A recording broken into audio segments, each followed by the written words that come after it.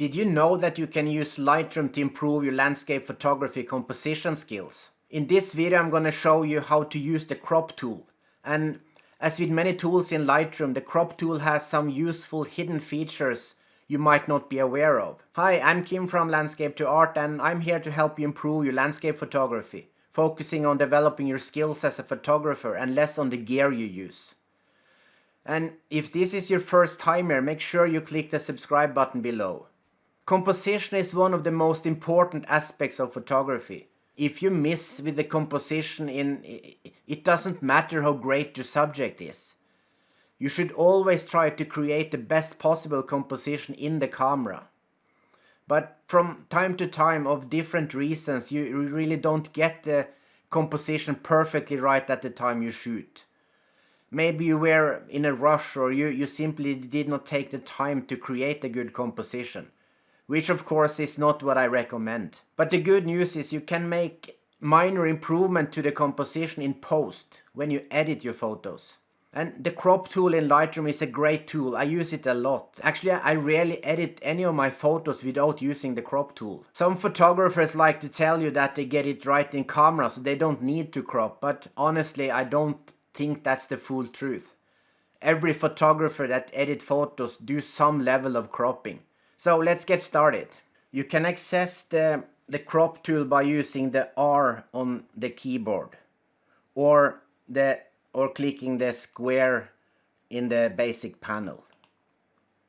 And then Lightroom opens up the first grid here, and this is the one I use the most. It's the rule of thirds, and you can see this image here also. The rule of thirds is made of 9 equal rectangles, and the intention is to place important elements in the photo on any of these lines or the intersections between the lines. So you can see here in this image the light here is on the intersection here. So what I will do here with this photo is, there is obviously something in the bottom here, so I will remove that. And it doesn't make much difference on the composition.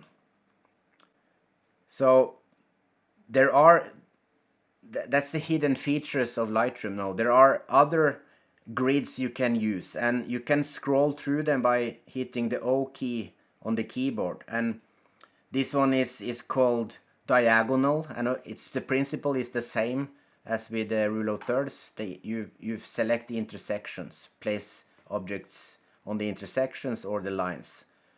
Obviously this guide will work best when you have compositions that includes diagonals. I don't use this a lot. This is a new one in the newest version of Lightroom, 9.3 version, and it's called center overlay. I never used it. It can be useful if you have something that you should balance in the photo, or you have leading lines and you want to position those in the center of the image. And the next is the golden triangles, which I find quite useful from time to time. And then we have the golden ratio, which is basically the same as the rule of thirds, but you can see the squares in the center here are smaller than the other squares, so it's a little bit off compared to the rule of thirds. I don't really know why.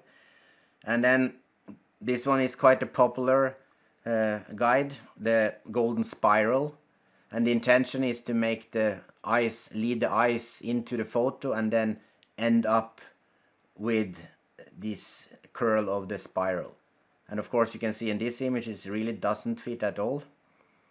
And then we have the aspect ratio guides, which are useful if you want to make different sizes of images for different purposes, like social media. You want on Instagram, you want 1:1 size, for example.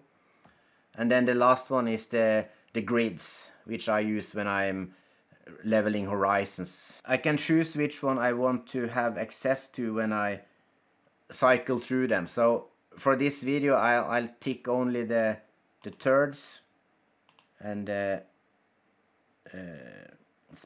golden spiral and the triangles, thirds, triangle, and so these are the ones I will use for the purpose of the video. Here's another example. It's from Cinque Terre in Italy. The city here is Vernazza. It's a very beautiful place. And when I use the crop or the crop tool now, I scroll back to the rule of thirds. So now we can see if I want to, in this image here, these tree branches on the right side here is kind of disturbing. So I'll try to remove as much of them as I can without moving anything important. It's hard because this pier here and the water is part of the image, so maybe I'll just leave it here. And you can see the intersections here. Normally you hear that you should place the horizon on any of the thirds, either the upper third or the lower third. But in this case there is nothing interesting happening on the horizon, and the main thing here is the building, so it doesn't work. So this is an example I break the rule. But on this intersection here, this tower here is important part of the image, and of course the lights. So to my eyes the rule of third will work to some extent here. And if I scroll through, I can make it work with the diagonals. Maybe I need to, there is a diagonal line into if you look at the hillside here and all the way down through the city and to the pier. So you can argue it's diagonal, but I'm not so sure about it. And the last one here is the golden spiral. So the intention with the spiral is that the eyes are led from the upper right here and then around and to the tower. But in this example it doesn't work because the eyes are drawn to the brighter parts, the lights here. So I don't think the spiral works, even though I can actually cramp it into or force it to fit with the golden spiral. So I don't know, but that's how you can use it. If I want to reset the cropping I've done and go back to the starting point, I just push Ctrl Alt R on the PC, and that removes the crop. All the crop overlay serves as guides, but trying to force an image into one of the overlays is not going to work. The guides are rather a way for you to learn and to learn about compositions and then practice everything when you're out shooting. So here's another example. This is one of the famous waterfalls in Iceland, and if I use the crop tool again and go to the rule of thirds, you can see it. There is the edge of the water here is leveled with the lower third, and there is nothing actually horizon or anything like that in the upper third, but the intersection here is on the waterfall, which is the important part of the image. And then the line here is going through and these red people here, and I think this works quite well as a composition. I don't want to do much more with this image. If I look at the other overlay grids, this is the golden triangles, and you can see I can make it work. There is a line here going down, so I can make it work with the golden triangle, and also here you can make the line through the water and to this area. But I really don't see any big differences between these. And then the last one, the spiral, this way doesn't work at all. But there is another thing that is a clue with this overlays. You can turn them around or change them. So if you hold the Shift and O key, you can see now I'm turning the spiral in different directions, but so this is maybe the closest I can get for the spiral to work. So now if I move it, but I'm cropping away a lot of the image, and of course that's not what I like. So the spiral doesn't work for this image here. But of course, if you like, you can force it to work. So if you look at this now, this is the golden spiral, but I have cropped away most of the image, so no, it doesn't work. So I reset, Control Alt R, and go back to the rule of thirds. It's the one I like best here. So now, is it important which of the crop overlay guides you choose? I don't think so, because the composition rules are guides and they are intended to help photographers make more balanced and pleasing images.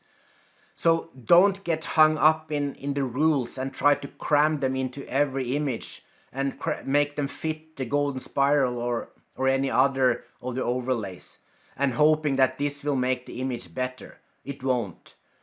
So from the examples I have shown, the difference between the crop is minimal, no matter which of them I use. Basically, it's possible to force any image to fit one or more of the overlays, but you risk getting some weird tight crops and it's not looking good. Any of the overlays will make a good result as long as you have created a decent composition from the start, and that's what you should aim at. When I stack all the overlays, it's easy to see they don't differ that much from each other. All the overlay guides are based on the principles of the golden mean and are not that much different. The crop guide overlays are for fine-tuning and not to transform a bad composition into a good one. That won't work. I find that most of my photos fit best to the rule of thirds. That's probably because I shoot with the rule of third in mind most of the time. I never really use any other guides than the rule of thirds when I edit in Lightroom. But it's well worth experimenting with them to get a sense of what's working or not, and you will train your eyes to see differently when you use the guides on your photos. And remember, you can set your camera also to show the rule of thirds grids in the viewfinder or on the LCD. And even more important, these are guides, not rules. You can break them as much as you like, and that's what you should do as a photographer. So now, if you like this video, consider giving it a thumbs up and don't forget to subscribe to my channel below. Thank you so much for watching, and as usual, if you have any comments or questions, post them in the comment section below. And until next time, ha det bra, goodbye.